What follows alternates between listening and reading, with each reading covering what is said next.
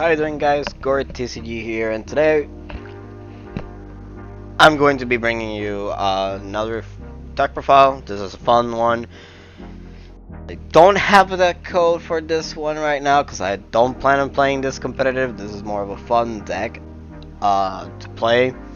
But I'll try my best to, I'll see if I can put a deck code in the description so you can play. This is Ginger Control, and I have played this against my roommate a lot of times and a couple of people at local for fun. Not in tournament because I don't feel comfortable playing this deck, but this deck is super fun for sure. Been testing a couple cards here and there. I feel like this one is the more consistent one that doesn't break. You will break. There will be some hands that are like unplayable for sure. But yeah, I feel like this one is probably the best for now. So, anyways, without further ado, let's get started. Deck code is going to be in the description. Use my deck profile as a reference. Yada yada yada. So anyways, without further ado, let's get started. So starting off with the cost ones, we are playing 3 copies of Bellringer. Ward draws you a card, and you mainly want her for the effect to deal 1 damage to your opponent. To one of the opponent's followers. So yeah, and it's good because you're playing Goblin Princess, and Goblin Princess gets this out of the deck. So having a ward and then a 3-2 on the field is pretty good, or 3 or 2-1. I don't remember her stats. Is really good. So yeah. And then to round up the cost ones, we're playing Wind Conversion. This card is pretty good. You have to keep a good balance between all your angels and your fallen angels. That's something that I kinda don't have right now because we don't have some pretty good fallen angels on set 4. On set 5, I see that we have a lot of good ones. So yeah, you mainly want to discard angel so you can get rid of all your opponent's cards and draw a card. Sometimes very rare that you do the fallen angel effect where you just discard a fallen angel and then draw 1 card and heal 3. But you mainly want to use the angel one. So if you have a Bellringer, sometimes you could just use Wind Conversion, discard Bellringer, and do the effect to destroy 1 card on the field. Sorry, 1 follower on the field. So yeah, let's put this in here. Next we have for cost 2, we're playing 3 copies of Harbinger of the Night. I love this card, and get the other follower here. Harbinger of the Night, cost 2. Deals 1 damage to any enemy follower. Unevolved, deals 1 damage to the opponent. Stats wise, she's meh, but I really like her because you just start getting rid of like problematic and annoying cards early game. For example, you're playing against Swordcraft, you could just start hitting like their quick bladers and their annoying like cost 1 cards. Swordmaster, all of those cards that are annoying. Just go ahead and poke them. For sure, if you're playing against Abyss, Serpents at least, or Gorgons, that's the deck that I have been playing against a lot since my roommate is playing that deck a lot now. This gets rid of the Serpents, and the Serpents are very annoying. Get very annoying very fast, especially if they have abandoned families on the field. So yeah, I love it. Gets rid of very annoying cards. Next we're playing for the followers in cost 2, we're playing 3 copies of Europa. Could be better, to be honest. I mean, doesn't do anything. You have to evolve her. Unevolved, she has War, Bane, and Storm. So yeah, her effect right now is just fanfare.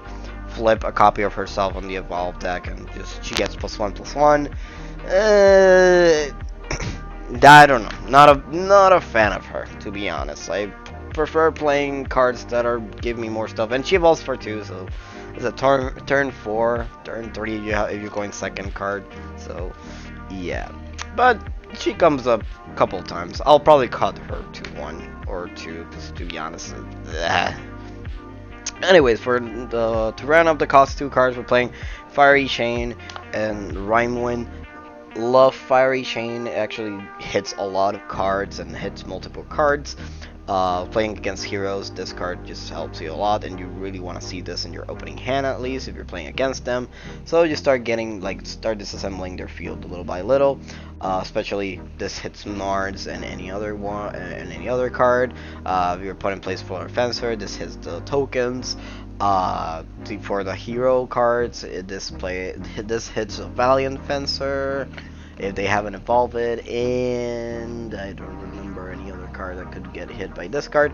Or if not, you can just focus on one, get rid of it, dealing 3 damage, so it's good. Do Rhyme Wind, it's good if your opponent doesn't evolve a follower, you know, haha. But just, like late game cards, for example, your opponent plays, I don't know, Alice, Dark Alice, you can just go ahead and Rhyme Wind, add that to your opponent's hand, haha. You have to wait another turn. Sometimes that's enough to win you the game. Same thing. You can bounce Alexander's, and so on and so forth. So Rhyme Wind is pretty good, but not as good as I think. So I'll probably just find another card to play that. But as of now, I've kind of been enjoying that. For cost 3, you're playing 3 copies of Angel of Darkness. I kinda love him, especially. I mean, if you see this and the Harbinger of the Night, and you played this turn 3, and you already have Harbinger of the Night, you can spend an evolve point, evolve Harbinger of the Night, and then use this, sacrifice the Harbinger of the Night, and this will just deal 4 damage to any other card. If not, you can just send him. Sometimes this effect comes up a couple times, especially when you get to Ginger. You can just go ahead and play this and rest it and deal 4 damage to something, and then the next turn, if you survive, you just, you know, ram it. So yeah. Next, we're playing 2 copies of Goblin Princess. I was planning on bumping her to 3, but I don't know, she's a little bit weird.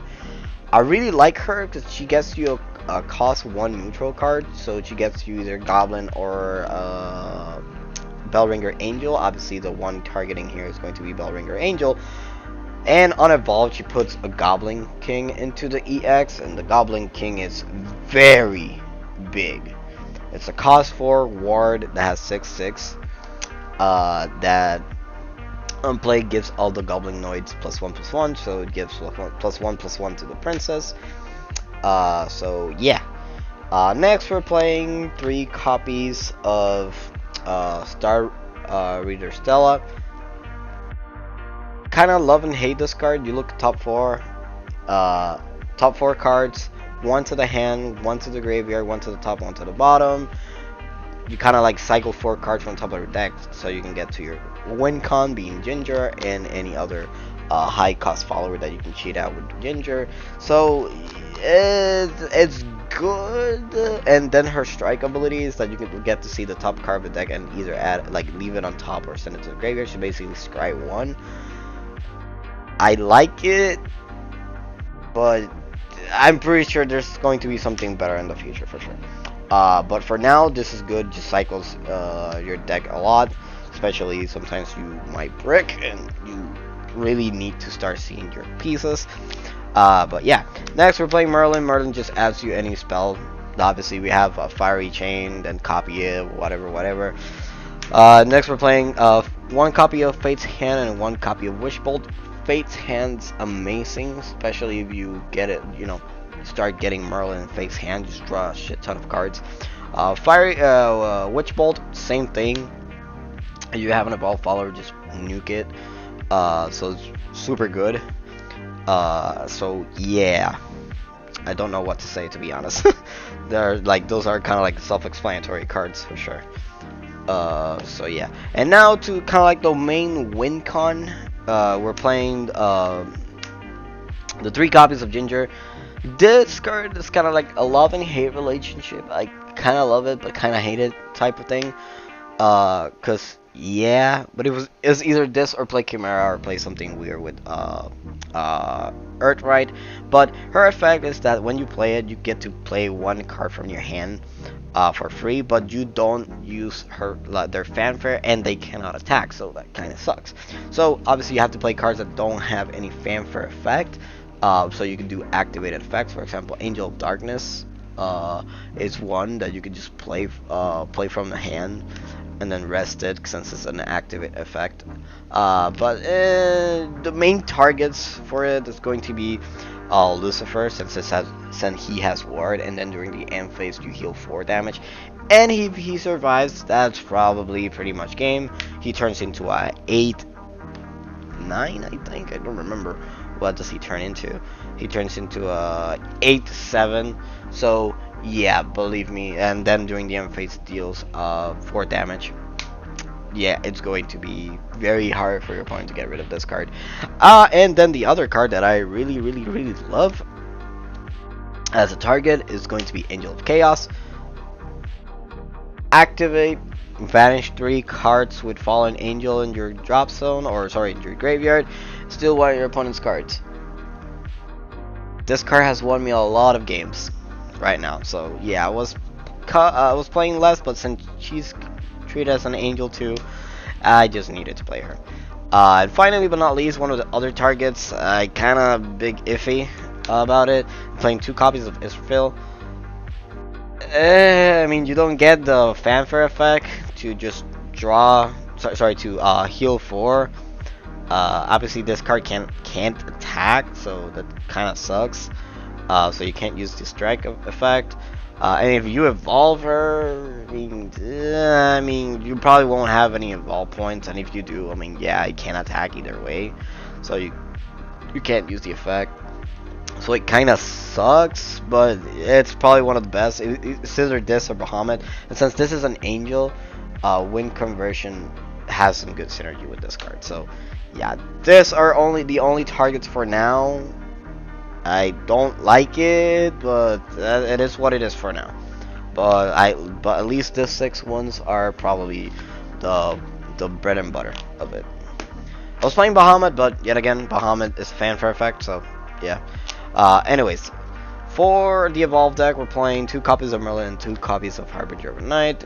Merlin self-explanatory, copy cost 3, spell, play for free, and Harbinger of the Night, just evolve, obviously gets Rush, and then on top of that, deals 1 damage to your opponent, so you can start poking damage into your opponent little by little, so really love it.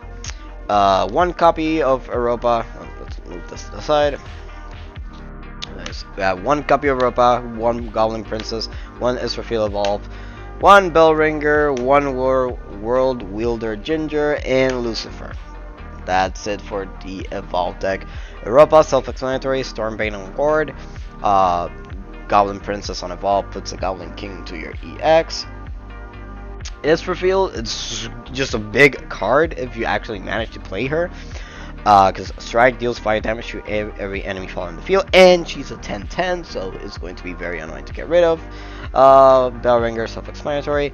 Now, Lucifer, I would like to play more copies of him. I really like him, and I see more winning by him than any other card. So probably just cut the Israfil and play more copies of Lucifer Evolved. Because sometimes you don't get to the World Wielder Ginger, so you have to like hard cast the Lucifer. So yeah, he has Bane during the end phase. He deals 4 damage to enemy leader, so yeah, it's pretty cool. And World Ginger has the same effect as the non-evolved, but you can play as many cards from your hand. Obviously, their fanfare abilities cannot be activated, and they cannot attack. So that's kind of like the only iffy part about it. But yeah, that's it for the deck. This deck is very fun. I really recommend it if you want to play something different. So yeah, that's it. Thanks for watching.